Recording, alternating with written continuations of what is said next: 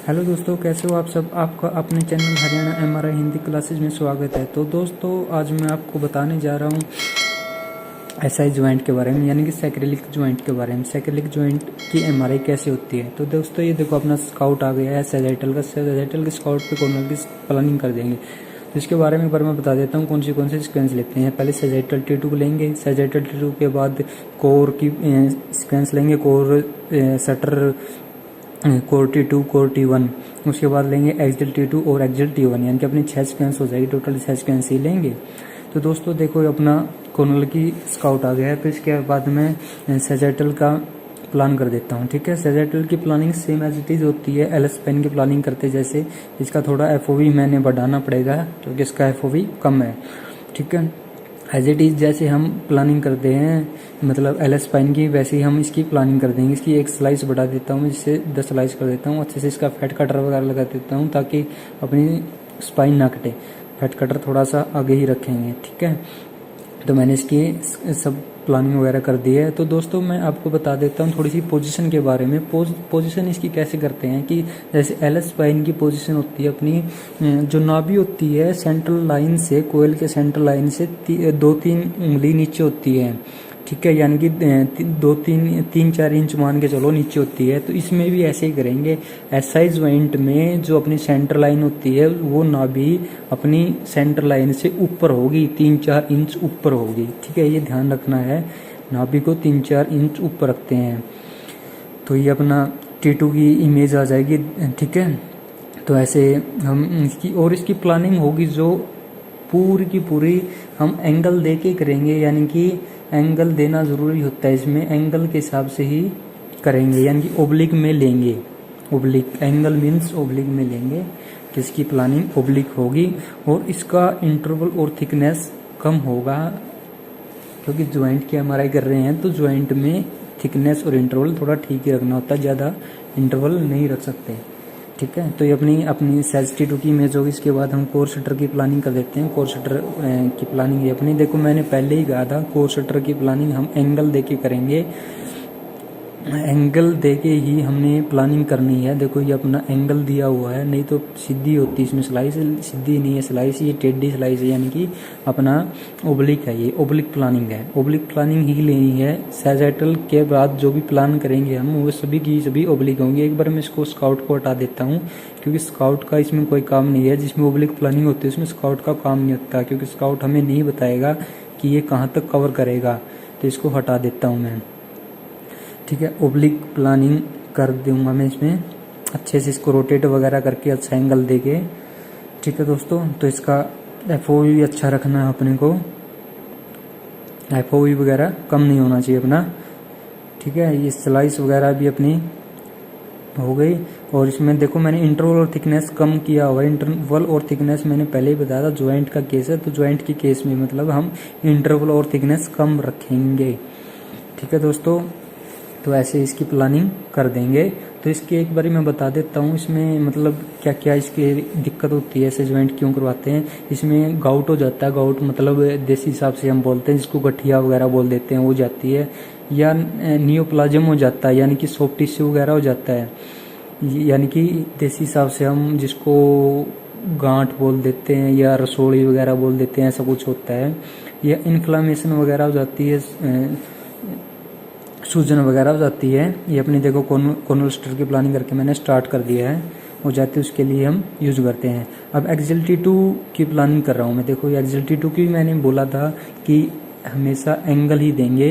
Angle दिया हुआ है मैंने, एंगल दे के ही MRI करेंगे। ठीक है, इसको ओब्लिक बोलते हैं, एंगल को ओब्लिक बोल देते हैं। एक ट्रू प्लानिंग होती है, एक ओब्लिक होती है। ये ओब्लिक प्लानिंग है। ट्रू प्लानिंग होती है जो सीधी प्लानिंग होती है, जैसे एल स्पाइन में करते हैं, सर्वाइकल में करते हैं, वो अपनी ट्रू प्लानिंग होती है। ये अपनी ओब्लिक प्लानिंग है। देखो ये मैंने पहले T2 पे क्लिक किया। T2 पे क्लिक करने के बाद डाटाबेस में गया। डाटाबेस में जाने के बाद मैंने सैजिटल की इमेज उठा कर लोड सिंगल कर दिया। और इस पर लोड सिंगल करने के बाद मैंने देखो ये इमेज रोटेट कर रहा हूँ मैं। इसको रोटेट करना मैंने स्टार्ट कर दिया है। देखो यहाँ से रोटेट होती है अपनी इमेज, यहाँ से मैं रोटेट कर सकता हूँ इमेज को, यानी कि एंगल दे सकता हूँ इमेज को, कितना एंगल देना अपना।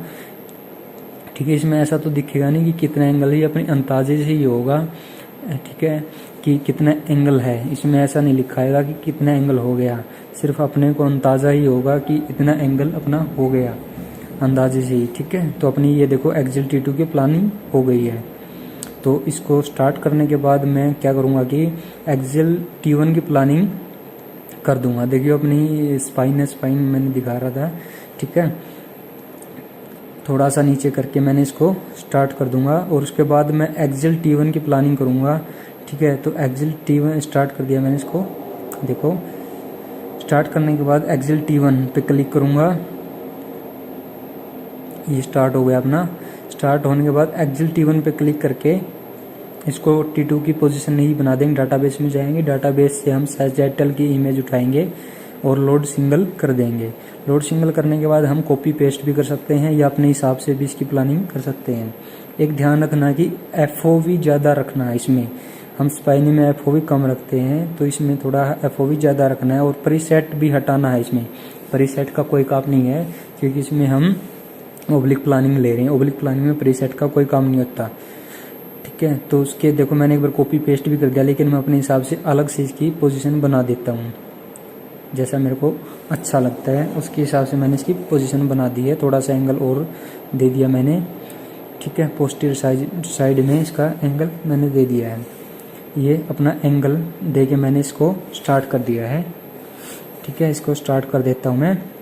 उसके बाद लगाएंगे कॉर्नल T2 और कॉर्नल T1 की प्लानिंग। कॉर्नल T2 इस मैंने जो अपनी फॉर्मेट बना रखी उसके फॉर्मेट के अंदर मेरा कॉर्नल T2 नहीं पड़ा हुआ, तो मैं उसको क्या करता हूँ कि T2 सैज है उसी को चेंज कर लेता हूँ कॉर्नल T2 में। जो T2 की सिक्वेंस होती है उसको T2 की सिक्वेंस में चेंज कर सकते हैं। कॉर्नल को सैजाइटल में, सैजाइटल को कॉर्नल में, एक्सेल को कॉर्नल में, सैजाइटल में ऐसे चेंज कर सकते हैं। देखो अब मैं दिखा भी देता हूँ कैसे चेंज करते हैं।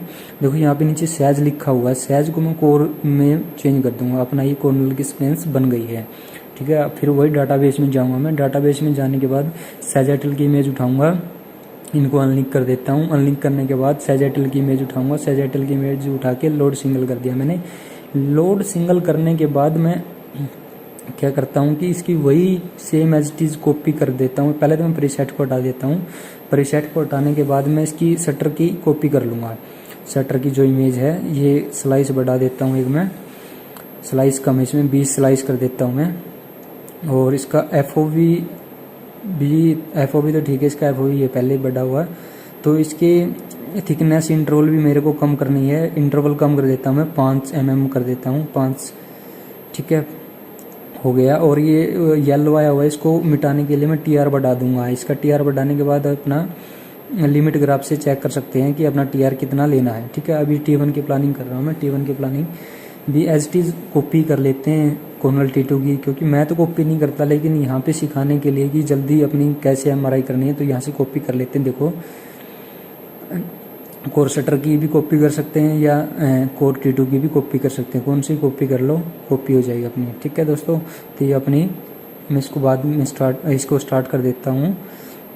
लेकिन पहले मेरे को क्या करना होगा कि मैं इसको स्टार्ट तो कर दूंगा, लेकिन पहले अपनी एक्सेल T2 की और T1 की इमेज आ रही है, तो मैं इसको अभी स्टार्ट नहीं करूंगा, इसको बाद में स्टार्ट करूंगा। और कॉर्नल T2 को भी मैं रोक देता हूँ एक बार। पहले अपनी एक्सेल T2 और T1 की इमेज आने के बाद इसको मैं स्टार्ट बाद में कर दूंगा। फिल्म बनाने में दिक्कत नहीं आती। तो इसके एक बार हम फिल्मिंग के बारे में बता देता हूँ कि अपनी फिल्मिंग कैसे होती है। एक बार कोर शटर की इमेज देख लो। कोर शटर की इमेज है ये, तो ये अपनी कॉर्नल शटर की इमेज है। तो मैं एक बार फिल्मिंग के बारे में भी बता देता हूँ। अपनी फिल्मिंग लेनी है, इसमें एक फिल्म बनाएंगे। पहले सैजाइटल की इमेज डालेंगे 4 के फॉर्मेट में। ठीक है, और उसके बाद डालेंगे कॉर्नल शटर की इमेज। एक फिल्म हो गई। दूसरी फिल्म में क्या लेंगे, एक्सेल T2 की इमेज डालेंगे और एक्सेल T1 की इमेज डालेंगे। देखो मैं सिंगल आपको शटर की इमेज दिखा रहा हूँ, आप देख सकते हो। तब तक मैं कुछ और बता देता हूँ आपको। तो तीसरी फिल्म बनाएंगे कॉर्नल T2 की और कॉर्नल T1 की। 3 फिल्म बनाएंगे, पहले सैजाइटल T2 और कॉर्नल शटर की। ठीक है, एक बार मैं T1 की इमेज दिखा देता हूँ आपको। एक्सेल T1 की इमेज आ गई अपनी, ये एक्सेल T1 है। ठीक है, ये अपना एक्सेल T1 हो गया। मैंने आपको पहले भी कई वीडियो में बता चुका हूँ कि जो T1 की इमेज होती है वो ब्राइट होती है, फ्लूइड उसमें डार्क होता है। T2 की इमेज में इमेज डार्क होती है, फ्लूइड ब्राइट होता है, चमक के आता है। ठीक ठीक है। तो ये अपना T1 हो गया, एक्सियल T1।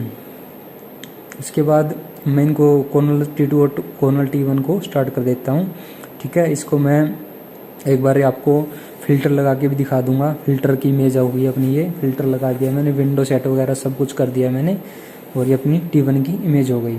तो 3 फिल्म हो गई, कोनल सैजेटल T2, कोनल शटर, कोनल T2, कोनल T1 और एक्सियल T2 और एक्सियल T1।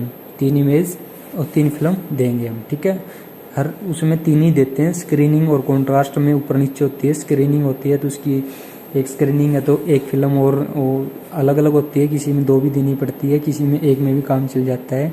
कॉन्ट्रास्ट में भी ऐसे ही होता है। तो ये अपनी देखो एक्सियल T2 की इमेज हो गई। ये इसको मैंने फ़िल्टर भी लगा दिया। इसको विंडो सेट वगैरह करके मैं आपको दिखा देता हूँ, विंडो सेट वगैरह कैसे करना अपना, ठीक है। ये अपनी एक्सियल T2 की इमेज हो जाएगी। तो ये आप देख सकते हैं। देखो मैंने पहले ही बताया था कि इसमें फ्लूइड होता है जो ब्राइट, जो चमक रहा है ना अपना, ये यूरिन ब्लैडर है, यानी कि अपना जो फ्लूइड है वो ब्राइट दिखाई देगा T2 में, चमक के आ रहा है जो, ठीक है। और इमेज अपनी होगी डार्क। तो ये दोस्तों जो हमारे चैनल से नया जुड़ा है तो कृपया हमारे चैनल को सब्सक्राइब कर ले और बेल आइकन को दबाना न भूले, जिससे आपको हमारी नई वीडियो को नोटिफिकेशन समय समय पर मिलते रहें।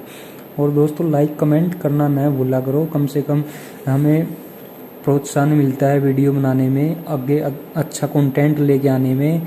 अगर हमारी कोई गलती आप बताते हो तो वो भी हमें दिखती है कि हमारी ये गलती आगे उस वीडियो में ये गलती ना करें हम, ठीक है। तो कृपया कमेंट किया करो। ये अपनी देखो कोनल T2 की इमेज हो गई।